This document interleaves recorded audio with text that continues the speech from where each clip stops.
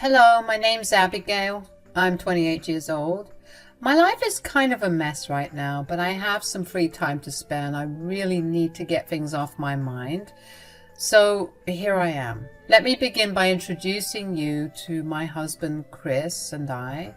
We met when we were in college, and the day that we met, I just had this gut feeling that we were meant to be together. We started dating a month after we met, and our relationship got more and more serious until one day, about 2 years after graduating, we decided that we wanted to get married. We invited all of our closest friends and family for our wedding, and we had a blast. Since then, our relationship has only gotten stronger. That being said, the incident I want to talk to you about today is one of the many reasons that we have such a strong relationship. You see, Chris and I are very big on family. We came from tight-knit families, and we both have parents who adore us and still pamper us even though we're adults. Every other weekend, we make the drive to meet our parents, to spend quality time with them. I have one sibling, and once every 2 months we go to visit them or they come over to us.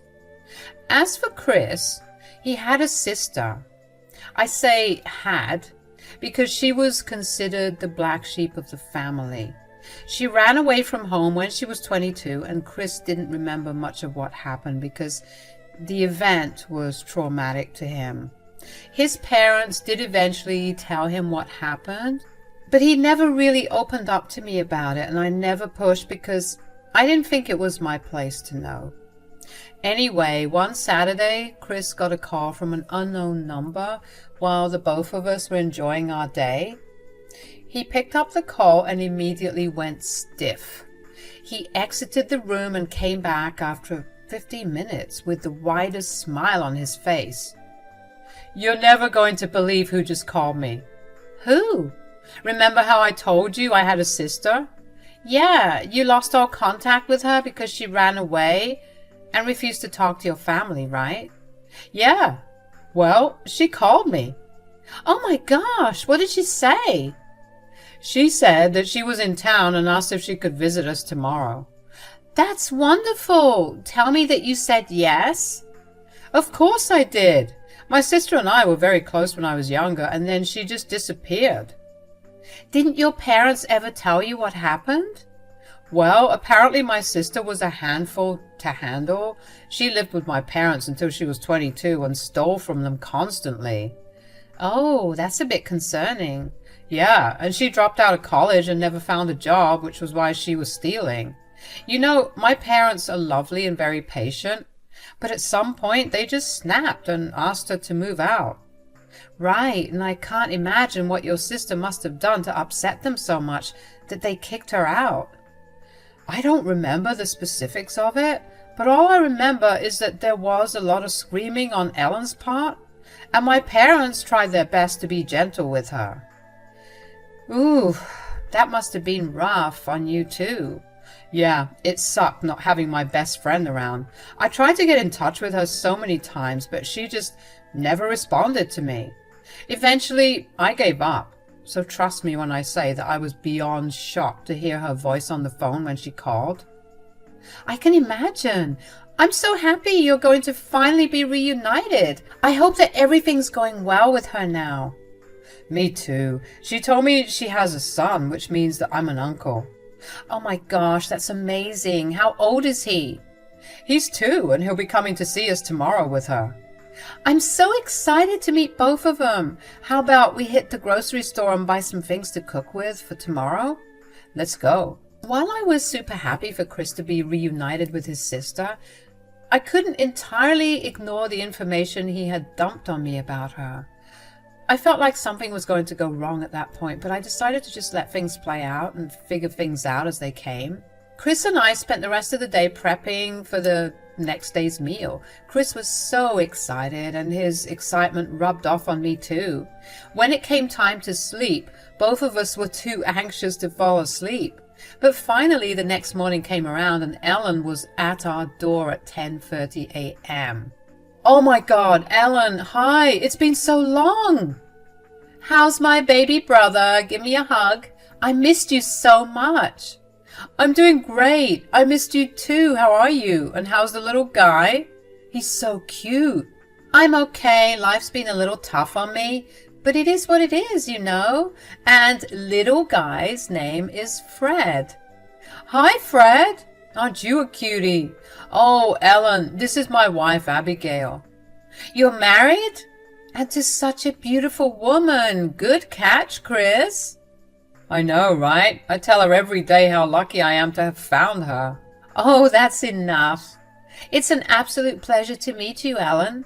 Why don't you and the baby come in? You guys have such a beautiful home. Thank you. It took a lot of hard work to get here. I can tell. So, Ellen, what brings you back to town, if you don't mind me asking, that is? Oh, no, it's okay.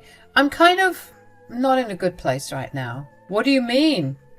Well, the man I married, Fred's dad, is an alcoholic and very abusive. I couldn't stand living with him anymore, so I ran away with just a few clothes and enough food to last Fred and me for a few days. What? That's horrible. Yeah, well, I came here to ask you for a favor, Chris. Tell me, I'll help you in any way that I can. Do you think both of you could set me up here just for a few months until I can get back on my feet? This is the last place that my husband will come looking for me because he doesn't know where my hometown is. I would love to let you live with me, but this is a decision that Abigail and I must make together. Abigail, what do you say? You don't have to feel obliged to let me stay here. Maybe you could just help me out financially until I find myself a job and I can take care of myself. I'll live in a motel or something. That's absolute nonsense. I'm not letting you and your child stay in the motel. We have a place here in your family. Of course we'll help you out. Really? Of course. Besides, I'm sure that Chris would love to catch up on all the years he missed out with you. Thank you guys so much. You have no idea how much this means to me. Anytime, Ellen. Now, why don't you go wash your hands and meet us at the dinner table for lunch? I was genuinely happy to be able to help Ellen. I couldn't imagine what she must have gone through and how much she must have struggled. So even if there was a nagging thought in my brain to be careful considering her past, I let it go because I wanted to believe that she was a changed person. Boy, was I wrong. The first month that Ellen stayed with us, she essentially lobbed her baby off to us. She barely took care of the child and sometimes even forgot to feed it. I didn't say anything, but Chris and I did take over the childcare duties after that. I arranged and paid for a babysitter for the baby when Chris and I were at work. When we got back home, we took turns making dinner and taking care of the baby.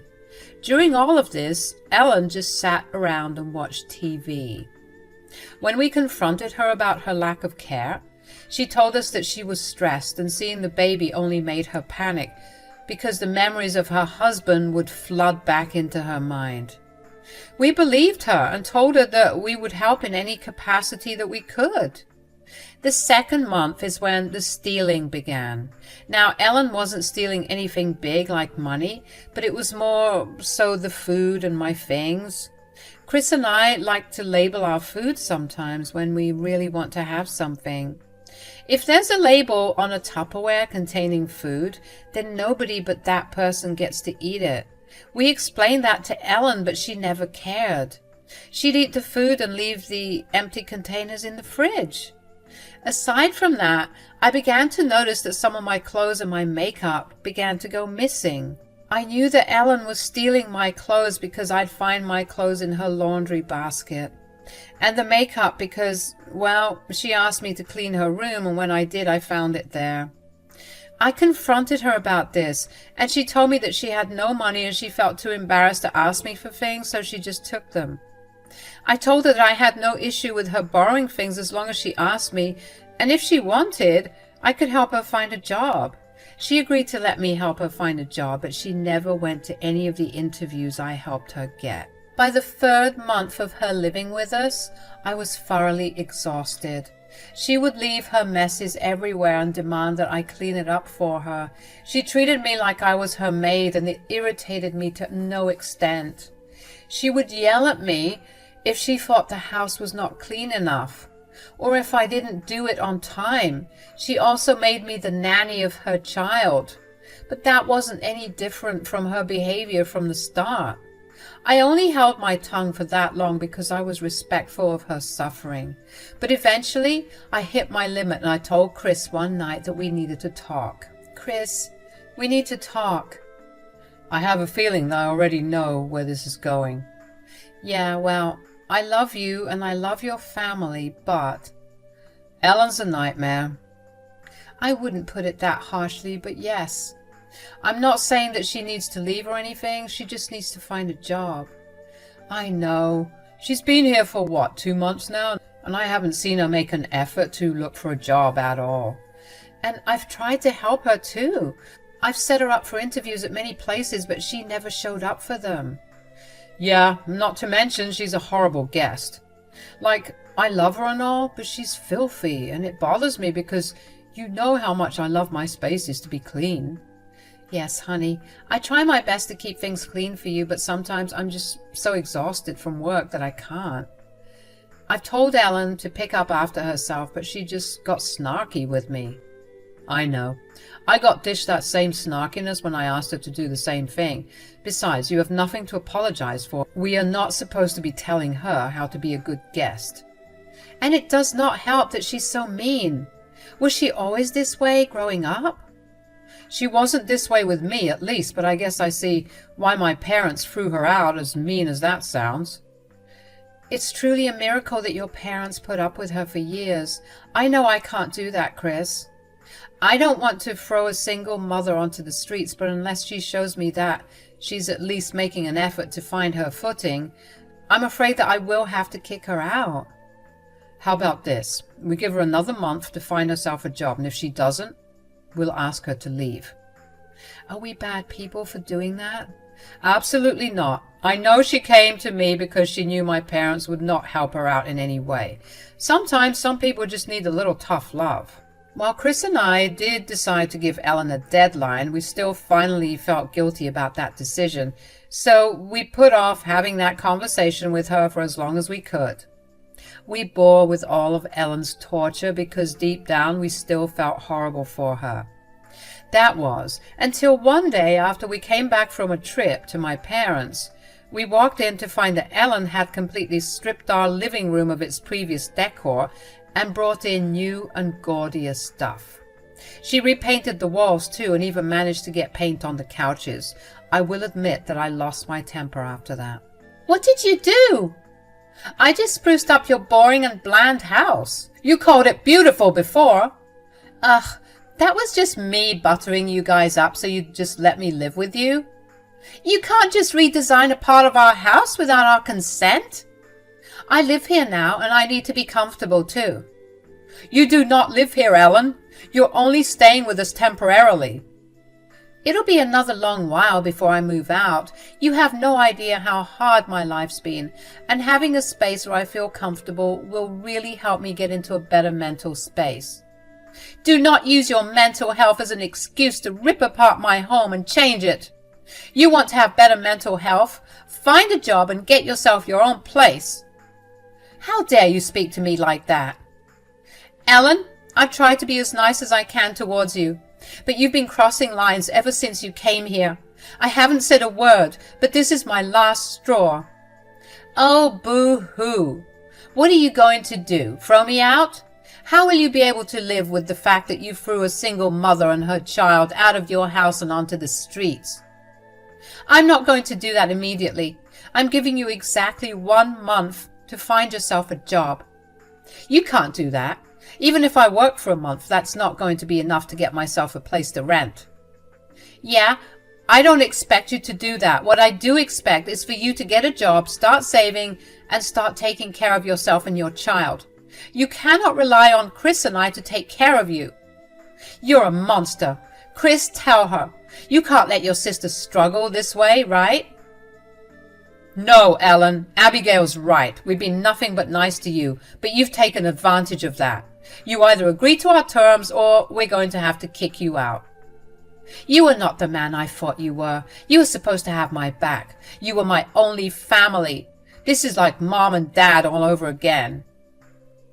Ellen ran to her room and slammed the door after her. I couldn't believe the fact that she was acting like a teenager.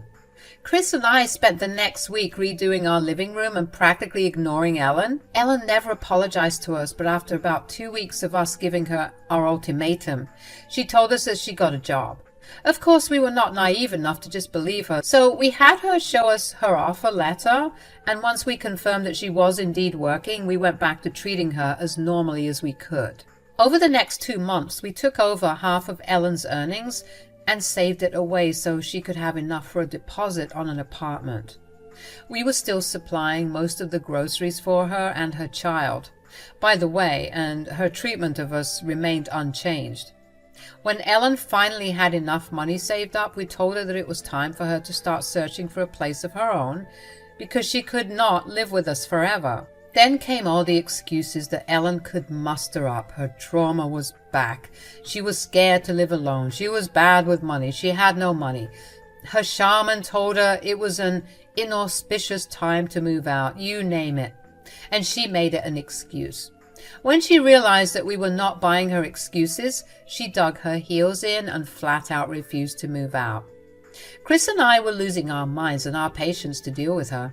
Every day we would carefully approach her about helping her search for an apartment, and every day she would yell at us for not treating her like family before telling us that she was going to stay with us however long she wanted.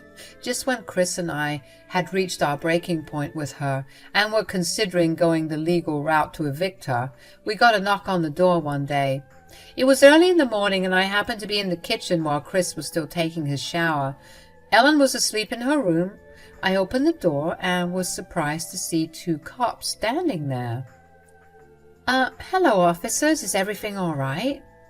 Hi, Mom. I'm Detective Ryan, and this is my partner, Peter. We've received a tip that Ellen Smith is staying here with a child. Is that correct? Yes, but why are you asking? Ma'am, what is your connection to Miss Smith? She's my husband's sister. When did she show up to your place? About 6 months ago. I'm sorry, but why are you asking me questions about Ellen? Is something wrong? So you have no idea about what's going on in Ellen's life? Did she tell you why she came over to stay with you? Well, my husband lost contact with her when he was 13, and she only got in contact with us 6 months ago. She said that she had an abusive alcoholic husband who she was running away from. She asked my husband and me if we could help her by letting her stay with us, and naturally we agreed because we couldn't let her and her baby starve outside when we had plenty of room in our house. I see. Well, I'm afraid that you've been lied to. What do you mean? Honey, who's at the door? Oh, what are the cops doing here? They've been asking me questions about Ellen, and they just told me that we've been lied to. What do you mean, officers? What my partner means is that the baby that Miss Smith has with her is not hers. What do you mean? You see, your sister has a history of criminal activities. Granted, they are all petty crimes, but they are crimes nonetheless. 3 months ago, she got into a fight with one of her neighbors, and in an attempt to get revenge on her, she stole the neighbor's child when they weren't looking. Oh my God, I swear we had no idea about any of this. We were only helping her because she was family. Don't worry, we believe you. We just need your help finding out where she is right now. And of course, we will need you to come down to the station and give us your statements. Of course, we'll do anything. Ellen's currently sleeping in her room, and if you're worried about the baby, he's completely fine. Do you mind if we step in and make our arrest? Of course. Please, come in. The 2 cops walked into our house as quietly as they could.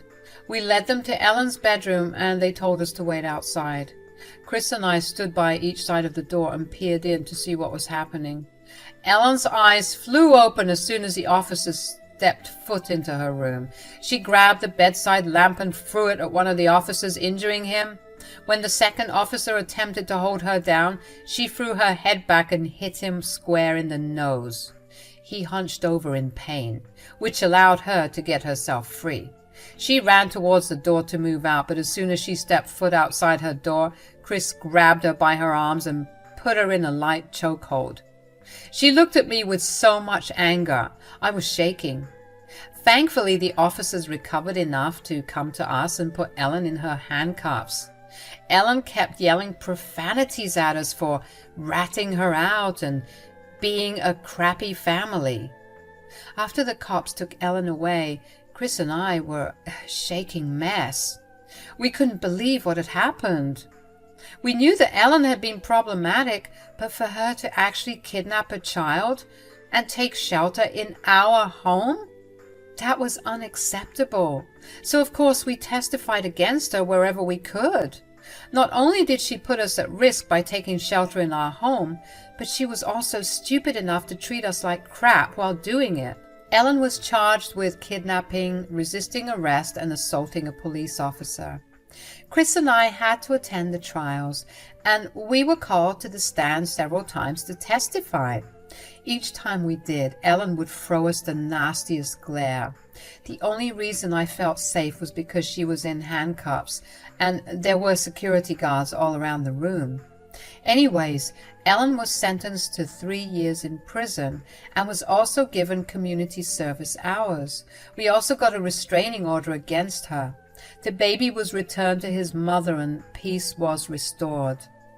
Aside from that, Chris and I also decided to move because we felt unsafe knowing that she knew our location. So that's where we're at right now. Chris and I are planning to move states and start fresh somewhere far away from here. Hopefully, we never have to run into Ellen ever again. It's been a good few scary months, but Chris and I are slowly going back to being the way we usually were. Thankfully, we had a lot of support from our family and friends. One thing's for sure, next time, we're not believing any estranged family member. Thank you for listening to my story.